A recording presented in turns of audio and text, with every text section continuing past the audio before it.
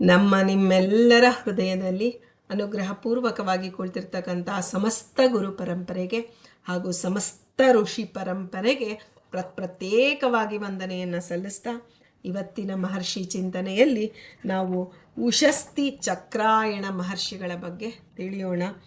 ಉಷಸ್ತಿ ಚಕ್ರಾಯಣ ಮಹರ್ಷಿಗಳು ಕರ್ಮಕಾಂಡ ಹಾಗೂ ಜ್ಞಾನಕಾಂಡ ಎರಡರಲ್ಲೂ ಪ್ರಸಿದ್ಧರಾದಂಥ ಉಪನಿಷತ್ ಕಾಲದ ವೇದ ಕಾಲದ ಮಹರ್ಷಿಗಳಾಗಿದ್ದಾರೆ.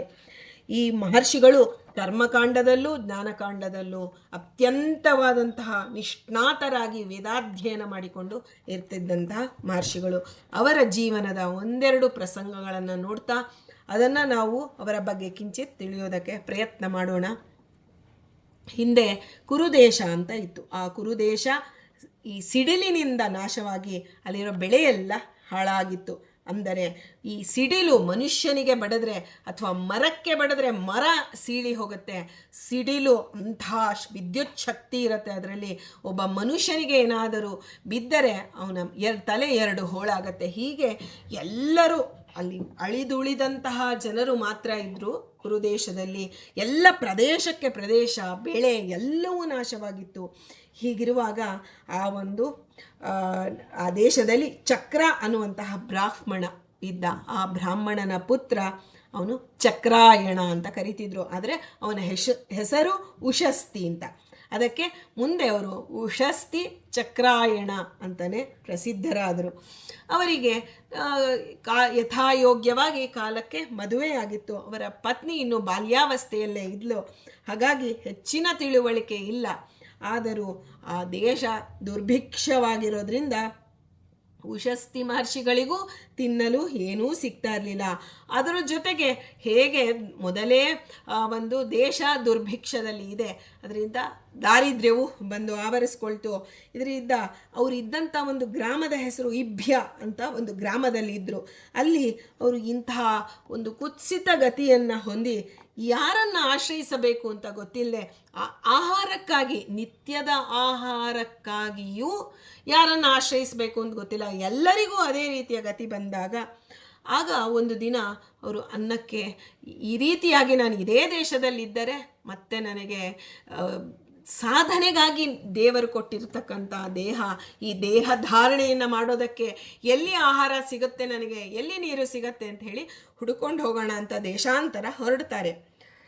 ಹಾಗೆ ಹೊರಡುಗ ಕಾಲಕ್ಕೆ 2-3 ದಿನಗಳು ನಡೀತಾರೆ. ನಡೆದು ಪೂರ್ತಿ ಇನ್ನೇನು ನನಗೆ ಇನ್ನು ಉಸಿರಿನ ಆಡೋದಕ್ಕೂ ತ್ರಾಣ ಇಲ್ಲ, ನಾಲಿಗೆ ಎಲ್ಲ ಒಣಗೋಗ್ತಿದೆ, ಮೇಲೆಲ್ಲ ಬಿಸಿಲು, ಎಲ್ಲೂ ಏನೂ ಸಿಗ್ತಾ ಇಲ್ಲ, ಆಹಾರ ನೀರು ಏನೂ ಇಲ್ಲ. ಆಗ ಅಂತಹ ಒಂದು ಸ್ಥಿತಿಯಲ್ಲಿ ಅವ್ರಿಗೆ ಮನಸ್ಸಿಗೆ ಗೊತ್ತಾಗೋಯ್ತು ಇನ್ನೊಂದು ಕ್ಷಣ ನನಗೆ ಪ್ರಾಣ ಹೋಗುತ್ತೆ ಅಂತ. ಆಗ ಆ ಕಣ್ಣೆಲ್ಲ ಕತ್ತಲಿಟ್ಕೊಂಡು ಬಂದು ಆ ಕಣ್ಣು ಕತ್ತಲಿಟ್ಟಾಗ ಅವರು ಮನಸ್ಸಿನಲ್ಲೇ ಭಗವಂತನನ್ನು ಪ್ರಾರ್ಥನೆ ಮಾಡಿದ್ರು. ಸ್ವಾಮಿ, ನೀನೊಬ್ಬನೇ ನನಗೆ ಗತಿ, ಏನಾದರೂ ದಾರಿ ತೋರಿಸು, ಈ ದೇಹದಿಂದ ಇನ್ನೂ ಸಾಧನೆ ಮಾಡಬೇಕಾಗಿದೆ. ನೋಡಿ, ಅವರು ಉಳಿಬೇಕು ಅಂತ ಕೇಳಿದ್ದು ದೇವರನ್ನು ಸಾಧನೆಗಾಗಿ. ಸ್ವಾಮಿ, ನಿನ್ನ ಬಗ್ಗೆ ತಿಳುವಳಿಕೆಗಾಗಿ ಇಂತಹ ಮನುಷ್ಯ ಜನ್ಮ ಬಂದಿದೆ, ನೀನು ಅನುಗ್ರಹ ಮಾಡು ಅಂತ ಹೇಳ್ತಾರೆ. ಕಣ್ಣು ಮುಚ್ಚೋಗ್ತಿದೆ. ಅಂತಹ ಸ್ಥಿತಿಯಲ್ಲಿ ಅವರಿಗೆ ಒಬ್ಬ ಅಲ್ಲಿ ಮಾವಟಿಗ ಕಾಣಿಸ್ತಾ ಆ ಭಗವಂತನ ಅನುಗ್ರಹವೇನೋ ಅಂತ ಮತ್ತೆ ಕಣ್ಣು ಅಗಲಿಸಿ ನೋಡ್ತಾರೆ. ಕಣ್ಣು ಬಿಡೋದಕ್ಕೆ ಶಕ್ತಿ ಇಲ್ಲ. ಆದರೂ ನೋಡ್ತಾರೆ. ಆ ಮಾವಟಿಗ ಒಂದು ಕುತ್ಸಿತ ಹುರುಳಿವನ್ನು ಎಲೆಯ ದೊನ್ನೆಯಲ್ಲಿ ಹಾಕಿಕೊಂಡು ತಿಂತಾ ಇದ್ದದ್ದನ್ನು ನೋಡ್ತಾರೆ. ಆಗ ಮಾತನಾಡುವ ಶಕ್ತಿಯೂ ಇಲ್ಲದಂತಹ ಉಷಸ್ತಿ ಮಹರ್ಷಿಗಳು ಅಲ್ಲಿ ಬಂದು ನನಗೆ ಸ್ವಲ್ಪ ಹುರುಳಿ ಕೊಡಪ್ಪ ಅಂತ ಹೇಳಿ ಕೈ ಚಾಚ್ತಾರೆ ರೀ. ಬಾಯಿಂದ ಮಾತಾಡೋಕ್ಕಾಗ್ತಿಲ್ಲ, ಅಂಥ ಸ್ಥಿತಿ ಬಂದಿದೆ. ಆಗ ಆ ಮಾವಟಿಗ ನೋಡ್ತಾನೆ. ಇವರ ಸ್ಥಿತಿಯನ್ನು ನೋಡಿ ತಿನ್ನುತ್ತಿದ್ದ ಹುರುಳಿಯನ್ನು ತೋರಿಸಿ, ಯಾಕೆಂದರೆ ಎಂಥ ಸ್ಥಿತಿಯಾಗಿರ್ಬೋದು, ಅವರು ಮಹರ್ಷಿಗಳಂತೆ ಕಾಣ್ತಿದ್ದಾರೆ. ನಾನೊಬ್ಬ ಮಾವಟಿಗ, ನೀಚ ಜಾತಿಯವನು, ಅದು ಅಲ್ಲದೆ ಎಂಜಲಾಗಿದೆ ಇದು. ನಾನು ಇದನ್ನು ತಿಂದು ಬಾಯಿಗಿಟ್ಕೊಂಡು ಅದೇ ಕೈಯಿಂದ ಮತ್ತೆ ಈ ಹುರುಳಿಯನ್ನು ಮೊದಲೇ ಕುತ್ಸಿತ, ಅದರ ಮೇಲೆ ಎಂಜಲು ಅಂತ ಹೇಳ್ತಾನೆ ಮಹರ್ಷಿಗಳಿಗೆ. ಸ್ವಾಮಿ, ನಾನು ಹೀಗೆ ಅಂತ. ಅವ್ರು ಮತ್ತೆ ಕೈ ಚಾಚ್ತಾರೆ. ಅಂದರೆ ನೀನು ಕ್ಷಣ, ಅದು ಆಪದ್ಧರ್ಮ ರೀ. ಆಪದ್ಧರ್ಮ, ಕೇವಲ ಧರ್ಮ ತಿಳಿದರೆ ಸಾಲದು, ನಾವು ಆಪದ್ಧರ್ಮವನ್ನು ತಿಳಿಬೇಕು. ದೇವರು ಇದೆಲ್ಲವನ್ನು ನಮಗೆ ಪ್ರಾತ್ಯಕ್ಷಿಕೆಯ ರೀತಿಯಲ್ಲಿ ತಿಳಿಸ್ಕೊಡ್ತಾ ಇದ್ದಾನೆ. ಇಂತಹ ಆಪತ್ತು ಬಂದಾಗ ಮೊದಲು ಭೀಷ್ಮಾಚಾರ್ಯರನ್ನ ಯುಧಿಷ್ಠರರು ಕೇಳ್ತಾರೆ, ಸ್ವಾಮಿ ಒಂದು ದೇಹ ದೊಡ್ಡದೋ ಧರ್ಮ ದೊಡ್ಡದೋ ಅಂತ ಕೇಳಿದಾಗ ದೇಹನೇ ದೊಡ್ಡದು ಅಂತ ಭೀಷ್ಮಾಚಾರ್ಯ ಹೇಳ್ತಾರೆ. ಯಾಕೆಂದರೆ ದೇಹ ಇದ್ದರೆ ತಾನೇ ಧರ್ಮ ಮಾಡೋಕ್ಕಾಗೋದು. ದೇಹವೇ ಕಳ್ಕೊಂಡಾಗ ಧರ್ಮ ಎಲ್ಲಿಂದ ಬಂತು? ಅದರಿಂದ ದೇಹವೇ ದೊಡ್ಡದು ಅಂದಾಗ ಆ ಎಂಜಲು ಹುರುಳಿ ಅವನು ಏನು ಬೇರೆ ಪಾತ್ರೆಯಲ್ಲಿದ್ದಷ್ಟು ಹುರುಳಿಯನ್ನು ಹಾಕೊಂಡು ತಾನು ಎಂಜಲು ಮಾಡಿ ತಿಂತಾ ಇದ್ದಾನೆ, ಅದನ್ನೇ ಸ್ವಲ್ಪ ಪ್ರಮಾಣದಲ್ಲಿ ಮಹರ್ಷಿಗಳಿಗೆ ಕೊಡ್ತಾರೆ. ಅದರಿಂದ ಆ ಮಾವಟಿಗ ಕೊಟ್ಟಂತಹ ಸ್ವಲ್ಪ ಹುರುಳಿಯಲ್ಲಿ ಅವ್ರು ಏನು ಮಾಡ್ತಾರೆ, ಮತ್ತೆ ಅದನ್ನು 2 ಭಾಗ ಮಾಡ್ತಾರೆ. ಮಾಡಿ ಒಂದು ಭಾಗ ಅಂದರೆ ನಾನಿನ್ನು ಏನು ಮಾಡಿದ್ರು ತಿಂದಿಲ್ಲ ಅಂದರೆ ನನ್ನ ದೇಹ ಹೋಗ್ತಿದೆ ಅನ್ನೋ ಸ್ಥಿತಿ ಇದೆ ಅಂಥೇಳಿ ಅಂಥದ್ರಲ್ಲೂ ಅವರಿಗೆ ಧರ್ಮ ಜಾಗೃತವಾಗುತ್ತೆ. 1-2 ಭಾಗ ಮಾಡಿ ಅದನ್ನು ಒಂದು ಭಾಗವನ್ನು ತಾವು ಸ್ವೀಕಾರ ಮಾಡ್ತಾರೆ. ಅದನ್ನು ನೋಡಿದ ಮೇಲೆ ಮಾವಟಿಗ ಹೇಳ್ತಾನೆ, ಸ್ವಾಮಿ ಸ್ವಲ್ಪ ನೀರು ಕುಡೀರಿ, ಹುರುಳಿ ತುಂಬ ಉಷ್ಣ, ದೇಹ ಹೊರಗಡೆನೇ ಬಹಳ ಉಷ್ಣ ಇದೆ, ಜೊತೆಗೆ ದೇಹದಲ್ಲೂ ಉಷ್ಣವಾಗಿಬಿಡುತ್ತೆ, ಈ ನೀರನ್ನು ಕುಡೀರಿ ಅಂತ ತಾನು ಕುಡಿಯೋದಕ್ಕಾಗಿ ಇಟ್ಕೊಂಡಿದ್ದ ನೀರು, ಎಂಜಲು ನೀರನ್ನು ಅವರಿಗೆ ಕೊಡ್ತಾನೆ. ಆಗ ಮಹರ್ಷಿಗಳಿಗೆ ಸ್ವಲ್ಪ ಮಾತನಾಡುವಂಥ ಆಹಾರ ಬಂದ ಮೇಲೆ ಮಾತನಾಡುವಂಥ ಶಕ್ತಿ ಬಂತು. ಅವ್ರು ಹೇಳ್ತಾರೆ, ಇಲ್ಲಪ್ಪ ನನಗೆ ಎಂಜಲು ನೀರು ಬೇಡ. ಆಗ ಆ ಮಾವಟಿಗೆ ಹೇಳ್ತಾನೆ, ಸ್ವಾಮಿ ನಾನು ಈ ಹುರುಳಿಗೆ ಎಂಜಲು ಅಂತ ಹೇಳಿದ ಮೇಲೂ ನೀವು ತಗೊಂಡಿದ್ದೀರಾ, ಆದರೆ ಈಗ ನೀರು ಎಂಜಲು ಅಂತ ಹೇಳ್ತಿದ್ದೀರಲ್ಲ ಅಂತ ಆಗ ಹೇಳ್ತಾರೆ. ಆಗ ಒಂದು ಉಶಸ್ತಿ, ಅಂಥ ಸಂದರ್ಭದಲ್ಲೂ ಉಶಸ್ತಿ ಮಹರ್ಷಿಗಳು ಅವರು ಚಿಂತನೆ ಮಾಡ್ತಾರೆ. ಅಂದರೆ ಯಾರು ಅವರಿಗೆ ಅವರು ಉಪಕಾರ ಮಾಡಿಕೊಂಡು ಬದುಕಿರ್ತಾರೋ ನೋಡಿ, ಉಪಕಾರ ಅಂದರೆ ನಮಗೇನು ಪರೋಪಕಾರ ಅನ್ನೋದೇ ಪ್ರಸಿದ್ಧಿ ರೀ, ಆದರೆ ನಮಗೆ ನಾವು ಉಪಕಾರ ಮಾಡಿಕೊಂಡು ಬದುಕಬೇಕು. ಭಗವದ್ಗೀತೆಯಲ್ಲಿ ಕೃಷ್ಣ ಹೇಳ್ತಾನೆ, ನಮಗೆ ಆತ್ಮನೇ ಶತ್ರು, ಆತ್ಮನೇ ಮಿತ್ರ. ಅಂದರೆ ನಮ್ಮ ಒಂದು ಸಾಧನೆಗೆ ನಾವೇ ಪ್ರಯತ್ನ ಪಡಬೇಕು, ಇಲ್ಲ ಅಂದರೆ ನಮಗೆ ನಾವೇ ಶತ್ರುವಂತೆ ಆಗೋಗ್ತೀವಿ. ಬೇರೆ ಯಾರೋ ಶತ್ರುಗಳಲ್ಲ, ಕಾಮಕ್ರೋಧಾದಿಗಳು ಶತ್ರು ಅಲ್ಲ, ನಮಗೆ ನಾವೇ ಶತ್ರು. ಅಂದರೆ ಅಂತಹ ಶತ್ರುತ್ವ ಬರದಂತೆ ನಮ್ಮ ಸಾಧನೆಯಲ್ಲಿ ನಾವು ತೊಡಗಬೇಕು. ಅದರಿಂದ ನನಗೆ ನಾನು ಉಪಕಾರ ಮಾಡ್ತಾ ಇದ್ದೀನಿ, ಜೊತೆಗೆ ಮತ್ತೊಬ್ಬರಿಗೂ ಉಪಕಾರ ಮಾಡುವಂಥ, ಮತ್ತೊಬ್ಬರಿಗೂ ಜ್ಞಾನೋಪದೇಶ ಮಾಡುವ ಹಂತದಲ್ಲಿ ಒಬ್ಬ ಜ್ಞಾನಿ ಇದ್ದಾಗ ಆಪದ್ಧರ್ಮವಾಗಿ ಒಂದು ನಿಷಿದ್ಧ ಕರ್ಮವನ್ನು ಮಾಡಿದರೂ ಆ ಪಾಪ ಅವನಿಗೆ ಸೋಕೋದಿಲ್ಲ ಅಂತ ಶ್ರೀಕೃಷ್ಣ ಭಗವದ್ಗೀತೆಯಲ್ಲಿ ಹೇಳಿದ್ದಾನೆ.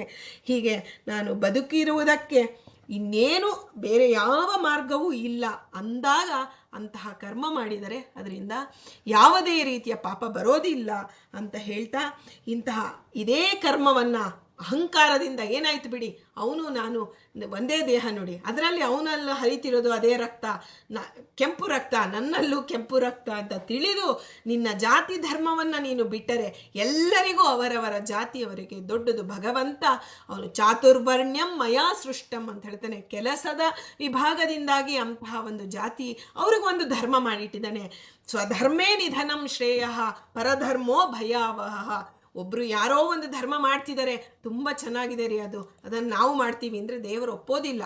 ನೀನು ಎಲ್ಲಿ ಹುಟ್ಟಿದೆಯಾ, ನಿನಗೆ ಎಲ್ಲಿ ಹುಟ್ಟು ಬಂದಿದೆ, ಆ ಜಾತಿಯ ಧರ್ಮವನ್ನು ನೀನು ಪರಿಪಾಲನೆ ಮಾಡಬೇಕು, ಅದರಿಂದಲೇ ನಾನು ಅನುಗ್ರಹ ಮಾಡೋದು ಅಂತ ಹೇಳಿದ್ದಾನೆ. ಹಾಗಾಗಿ ಉಶಸ್ತಿ ಬ್ರಾಹ್ಮಣರು ಇದೆಲ್ಲವನ್ನ ಮನನ ಮಾಡ್ಕೋತಾರೆ. ಜೀವಧಾರಣೆಗಾಗಿ ನಾನು ಹುರುಳಿಯನ್ನು ತಿಂದಿದ್ದೇನೆ, ಆದರೆ ನೀರನ್ನು ಮಾತ್ರ ಎಲ್ಲಿಯಾದರೂ ಒಂದು ಉತ್ತಮ ಮೂಲದಿಂದ ನಾನು ಪಡೆಯಬೇಕು ಅಂತ ಹೇಳಿ ಮುಂದೆ ಹೊರಡ್ತಾರೆ. ಆ ಉಶಸ್ತಿ 2 ಭಾಗ ಮಾಡಿದ್ರಲ್ಲ, ಅದನ್ನು ಒಂದು ಭಾಗವನ್ನು ತನ್ನ ಹೆಂಡತಿಗೆ ಕೊಡ್ತಾರೆ. ತಾವು ಜೀವಧಾರಣೆಗೆ ಎಷ್ಟು ಬೇಕೋ ಅಷ್ಟನ್ನು ಮಾತ್ರ ತೆಗೆದುಕೊಂಡಿರ್ತಾರೆ. ಆ ಹೆಂಡತಿ ಚಿಕ್ಕ ಹುಡುಗಿ ನೋಡಿ, ಅವಳು ತಡಿಲಾರದೆ ಇವರು ಮುಂದೆ ಬರ್ತಾ ಇದ್ದಾರೆ, ತಡಿಲಾರದೆ ಅವಳು ಆ ಮಗು ಚಿಕ್ಕವಳು ಅಂತ ಹೇಳಿದು ಯಾರೋ ಒಬ್ಬರು ಒಂಚೂರು ಆಹಾರ ಕೊಟ್ಟಿರ್ತಾರೆ ಅವಳಿಗೆ. ಹಾಗಾಗಿ ಅವಳೇನು ಮಾಡ್ತಾಳೆ, ಅದನ್ನು ಅವಳು ಗಂಡ ಕೊಟ್ಟಂಥ ಹುರುಳಿಯನ್ನು ಜೋಪಾನ ಮಾಡ್ತಾಳೆ. ನಾವು ಗೃಹಿಣಿಯ ಧರ್ಮವನ್ನು ತೋರಿಸ್ತಾಳೆ. ಉಪನಿಷತ್ ಕಾಲದಲ್ಲೇ ಇಂತಹ ಗೃಹಿಣಿಯ ಧರ್ಮವನ್ನು, ಇಂತಹ ಆಪತ್ಕಾಲದಲ್ಲೂ ಗೃಹಿಣಿಯ ಧರ್ಮವನ್ನು ತೋರಿಸಿದಾಳೆ ನೋಡಿ. ಚಿಕ್ಕ ಹುಡುಗಿಯಿಂದ ದೇವರು ಅಷ್ಟೆಲ್ಲ ಮಾಡಿಸಿದ್ದಾನೆ. ಏನಂದರೆ ಸನ್ಯಾಸ ಧರ್ಮವನ್ನು ಗೃಹಿಣಿ ಮಾಡಬಾರ್ದು. ಸನ್ಯಾಸಿ ಏನು, ಇವತ್ತು ಸಂಪಾದನೆ ಮಾಡಬೇಕು ಅಂದರೆ ಇವತ್ತು ಆಹಾರ ನನಗೇನು ದೊರಕುತ್ತೋ ಅದು ಇವತ್ತಿಗೆ ಮುಗೀತು, ಅದನ್ನು ಡಬ್ಬಿಯಲ್ಲಿ ಜೋಪಾನ ಮಾಡುವಂಥ ಗೃಹಸ್ಥನಂತೆ ಸನ್ಯಾಸಿ ಇರಬಾರ್ದು. ಆದರೆ ಸನ್ಯಾಸಿಯಂತೆ ಗೃಹಸ್ಥನೂ ಬದುಕಬಾರದು. ಆ ಒಂದು ಗೃಹಿಣಿ ಮುಂದೆ ಈಗ ನೋಡಿ, ಸೂರ್ಯೋದಯ ಚಂದ್ರೋದಯ ಹೇಗೆ ಕಾಲ ಕಾಲಕ್ಕೆ ಆಗುತ್ತೋ ಹಾಗೆ ಹಸಿವು ಬಾಯಾರಿಕೆಗಳು ನಮಗೆ ಕಾಲ ಕಾಲಕ್ಕೆ ಆಗೇ ಆಗತ್ತೆ. ಹಾಗಾಗಿ ನಮಗೆ ಮತ್ತೆ ಹಸಿವಾದಾಗ ಬೇರೆ ಆಹಾರವೇ ಇಲ್ಲ, ಈಗಾಗಲೇ ಕುತ್ಸಿತ ಹುರುಳಿಯದು ಅವನು ತಿನ್ನುವಾಗಲೇ ನೋಡುವುದಕ್ಕೆ. ಅದಲ್ಲದೆ ಮತ್ತೆ ಇನ್ನು ನಾಳೆ ಅಥವಾ ನಾಡಿದ್ದವರೆಗೂ ನಾವು ಉಪವಾಸ ಇದ್ದು ನಮಗೆ ಇನ್ನೇನೂ ದೊರಕದಿದ್ದರೆ ಇದನ್ನು ತಿನ್ನಬೇಕು ಅಂತ ಹೇಳಿ ಅದನ್ನು ಜೋಪಾನ ಮಾಡ್ತಾಳೆ. ಹೀಗೆ ದೇಶಾಂತರದಿಂದ ಬಂದು ಬಂದು ಬಂದು ನಡೆದು ನಡೆದು ನಡೆದು ಒಂದು ರಾಜ್ಯಕ್ಕೆ ಬರ್ತಾರವರು. ಆಗ ಆ ರಾಜ್ಯದ ಸೀಮೆಗೆ ಬಂದ ಮೇಲೆ ಅಲ್ಲೂ ಅವರಿಗೆ ಇನ್ನೇನು ಸೀಮೆ ದಾಟಬೇಕು, ಆ ಕ್ಷಣದಲ್ಲಿ ಅವರಿಗೆ ಮತ್ತೆ ಅದೇ ರೀತಿಯಾಗಿ ಆಗತ್ತೆ. ಆಗ ಹೆಂಡತಿ ಹೇಳ್ತಾಳೆ, ಈ ಒಂದು ಸ್ವಲ್ಪ ಹುರುಳಿ ಇದೆ, ಇದನ್ನು ನೀವು ತಿಂದು ಅಲ್ಲಿ ಎಲ್ಲ ಮಾತಾಡ್ಕೊಳ್ಳೋದನ್ನು ಕೇಳ್ತಾರೆ. ಆ ರಾಜ ಒಂದು ಬೇರೆ ದೇಶದಲ್ಲಿ ಈ ಥರ ಕ್ಷಾಮಕ್ಕೆ ಸಿಡಿಲಿಗೆ ಒಳಗಾಗಿ ಇಡೀ ದೇಶದಲ್ಲೇ ಎಷ್ಟೋ ಜನ ದೇಶಾಂತರ ಹೋಗ್ಬಿಟ್ಟಿದ್ದಾರೆ, ಅದೆಲ್ಲ ಆಗತ್ತೆ ಅಂತ ಹೇಳಿ ಅವರ ಒಂದು ಉದ್ಧಾರಕ್ಕಾಗಿ ಪರೋಪಕಾರಾರ್ಥವಾಗಿ ಆ ರಾಜ ಒಂದು ಯಜ್ಞವನ್ನು ಮಾಡಬೇಕು ಅಂತ ಹವಣಿಸ್ಕೋತಾ ಇದ್ದಾನೆ. ಇವರು ಕರ್ಮಕಾಂಡದಲ್ಲಿ ಜ್ಞಾನಕಾಂಡದಲ್ಲಿ ಪ್ರಸಿದ್ಧರಾದಂತಹ ಒಂದು ಮಹರ್ಷಿಗಳಾಗಿರ್ತಾರೆ. ಸ್ವಾಮಿ, ನೀವು ಇದನ್ನು ಒಂಚೂರು ಹುರುಳಿ ಇದೆ, ಇದನ್ನು ತಿಂದು ನೀವು ರಾಜನ ಯಜ್ಞಶಾಲೆಗೆ ಹೋಗಿ. ಈಗ ಜೀವನೋಪಾಯಕ್ಕಾಗಿ ತಾವು ಆ ಯಜ್ಞದ ಒಂದು ಶಾಲೆಗಾಗಿ ಬರ್ತಾರೆ. ಅಲ್ಲಿ ಬಂದಾಗ ರಾಜ ನನಗೆ ಆಶ್ರಯ ಕೊಟ್ಟಾಗ ನನ್ನ ಹಾಗೂ ನನ್ನ ಒಂದು ಹೆಂಡತಿಯ ಒಂದು ದಿನನಿತ್ಯದಲ್ಲಿ ಬೇಕಾದ ದೇಹವನ್ನು ಕಾಪಾಡೋದಕ್ಕೆ ಎಷ್ಟು ಆಹಾರ ಬೇಕೋ ಅಷ್ಟು ಆಹಾರದ ವ್ಯವಸ್ಥೆ ಆಗತ್ತೆ, ರಾಜ ಕೊಡ್ತಾನೆ ಅಂತ ಹೇಳಿ ಬರ್ತಾರೆ. ಬಂದು ಆ ಒಂದು ಯಜ್ಞಶಾಲೆಗೆ ಬಂದಾಗ ಅಲ್ಲಿ ಸ್ತೋತ್ರ ಮಾಡ್ತಾ ಕೂತಿದ್ರಲ್ಲ ಉದ್ಗಾತೃಗಳು ಅವರ ಬಳಿಗೆ ಕೂತ್ಕೋತಾರೆ. ಕೂತ್ಕೊಂಡು ಪ್ರಸ್ತೋತೃ ಅಂತ ಇರ್ತಾರೆ ನೋಡಿ. ಯಜ್ಞದಲ್ಲಿ ಒಬ್ಬೊಬ್ಬರ ಒಂದು ಸ್ಥಾನ ಒಂದೊಂದು ಇದೆ. ಯಜಮಾನನ ಸ್ಥಾನದಲ್ಲಿ ರಾಜ ಕೂತಿರ್ತಾನೆ, ಮಿಕ್ಕಿದ ಎಲ್ಲದಕ್ಕೂ ಒಂದೊಂದು ಸ್ಥಾನ ಇದೆ. ಎಲ್ಲ ಜ್ಞಾನಿಗಳು ಕೂತಿರ್ತಾರೆ. ಕೂತು ಆ ಒಂದು ಪ್ರಸ್ತೋತೃವನ್ನು ಕುರಿತು ಯಾವ ದೇವತೆಯೋ ಪ್ರಸ್ತಾವಕ್ಕೆ ಅನ್ವಾಯತ್ವವೋ ಅವನನ್ನು ನೀನು ಅರಿಯದೆ ನೀನು ಸ್ತೋತ್ರ ಮಾಡುವಿಯಾದರೆ ನಿನ್ನ ತಲೆ ಬಿದ್ದು ಹೋಗತ್ತೆ. ಹಾಗೆ ಉದ್ಗಾತೃ ಹತ್ರ ಬರ್ತಾರೆ. ಯಾವ ದೇವತೆಯು ಉದ್ಗೀತಕ್ಕೆ ಅನ್ವಾಯತ್ತವೋ ಅದನ್ನು ಅರಿಯದೆ ನೀನು ಉದ್ಗಾನ ಮಾಡುವಿಯಾದರೆ ನಿನ್ನ ತಲೆಯು ಬೀಳುತ್ತೆ. ಹೀಗೆ ಪ್ರತಿ ಹರ್ತೃವಿಗೂ ಇದೇ ರೀತಿಯಾದ ಮಾತನ್ನು ಹೇಳ್ತಾರೆ. ಆಗ ಅವರಿಗೆ, ಆ ಬ್ರಾಹ್ಮಣರಿಗೆ ಭಯ ಶುರುವಾಗತ್ತೆ. ಯಾಕೆಂದರೆ ಇವರು ನೋಡುವುದಕ್ಕೆ ಮಹರ್ಷಿಗಳಂತೆ ಇದ್ದಾರೆ.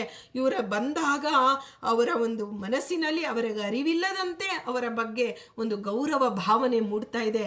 ಹೀಗಿರುವಾಗ ನಮಗೆ ಸರಿಯಾದ ರೀತಿಯಲ್ಲಿ ಕೇವಲ ಯಜ್ಞಕ್ಕೆ ಮಾಡಿಸುವಂತಹ ಮಂತ್ರಗಳು ನಮ್ಮ ಬಾಯಿಗೆ ಬರುತ್ತವೆ ಹೊರತು ಅದರ ಬಗ್ಗೆ ತಿಳುವಳಿಕೆ ಇಲ್ಲ ಅನ್ನೋದು ಬ್ರಾಹ್ಮಣರಿಗೆ ಅರಿವಾಗತ್ತೆ.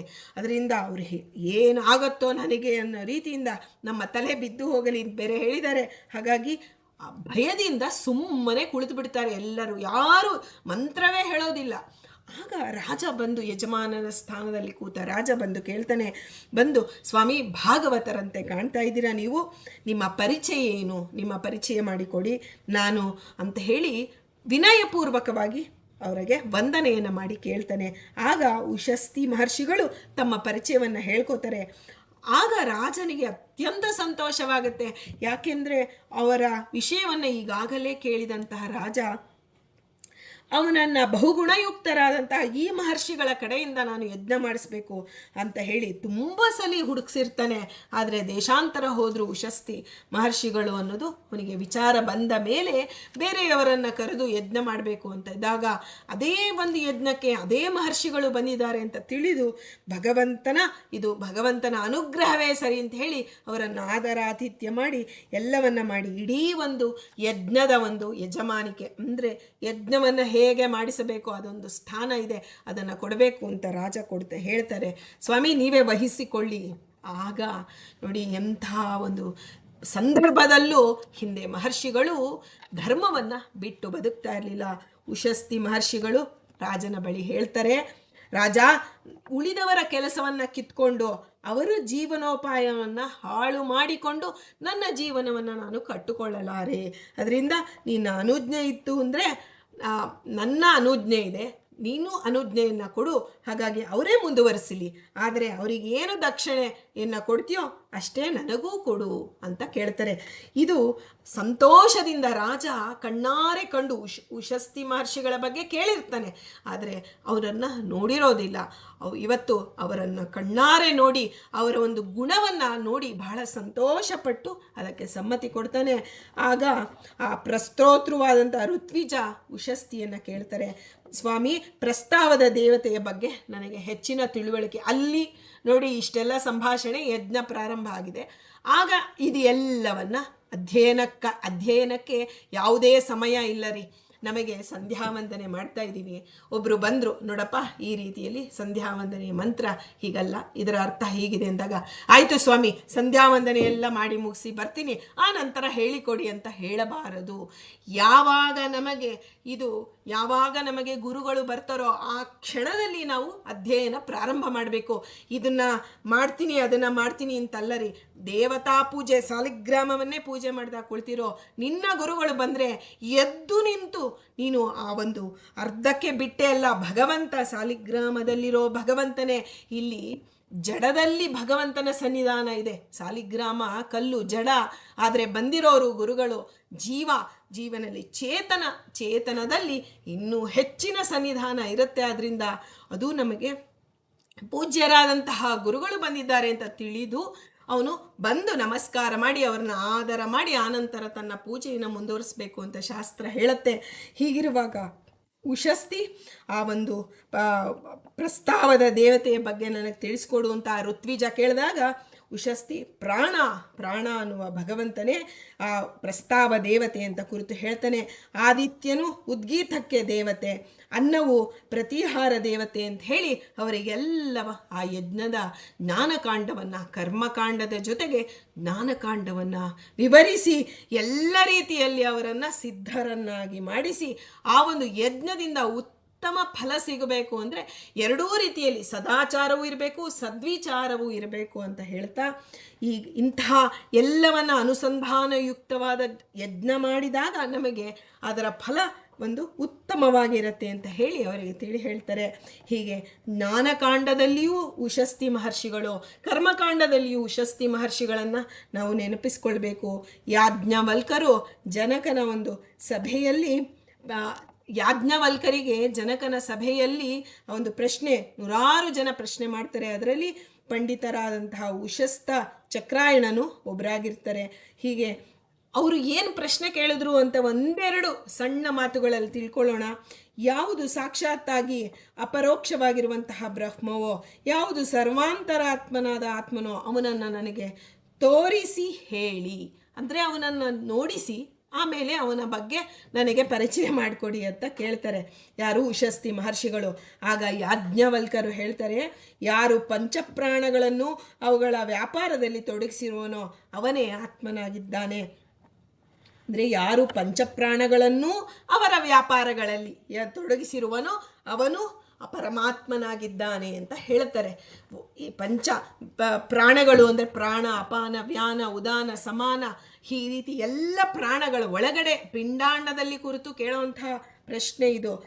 ಈಗ ಉಷಸ್ತಿ ಮಹರ್ಷಿಗಳು ಹೇಳ್ತಾರೆ, ಇದು ಎತ್ತು, ಇದು ಕುದುರೆ ಅಂತ ನೀವು ಅದನ್ನು ಆ ರೀತಿ ಎಲ್ಲ ನನಗೆ ಬೇಕಾಗಿರೋದು ಈ ಸರ್ವಾಂತರಾದ ಆತ್ಮನನ್ನು ವಿವರಿಸಿ ನಮಗೆ ಹೇಳಿ ಅಂತ ಮತ್ತೆ ಕೇಳಿದಾಗ ಯಾಜ್ಞವಲ್ಕರು ಎಷ್ಟು ಚೆನ್ನಾಗಿ ಉತ್ತರ ಕೊಡ್ತಾರೆ ಅಂದರೆ ಅವ್ರು ಹೇಳ್ತಾರೆ, ದೃಷ್ಟಿಯ ದೃಷ್ಟುವನ್ನು ನೀನು ಕಾಣಲಾರೆ, ಶ್ರುತಿಯ ಶ್ರೋತೃವನ್ನು ಕೇಳಲಾರೆ, ಮತಿಯ ಮಂತ್ರುವನ್ನು ತಿಳಿಯಲಾರೆ, ವಿಜ್ಞಾತಿಯ ವಿಜ್ಞಾತೃವನ್ನು ಅರಿಯಲಾರೆ, ಅವನೇ ನಿನ್ನ ಸರ್ವಾಂತರಾತ್ಮನಾದ ಆತ್ಮ ಅಂತ ಹೇಳಿಬಿಡ್ತಾರೆ.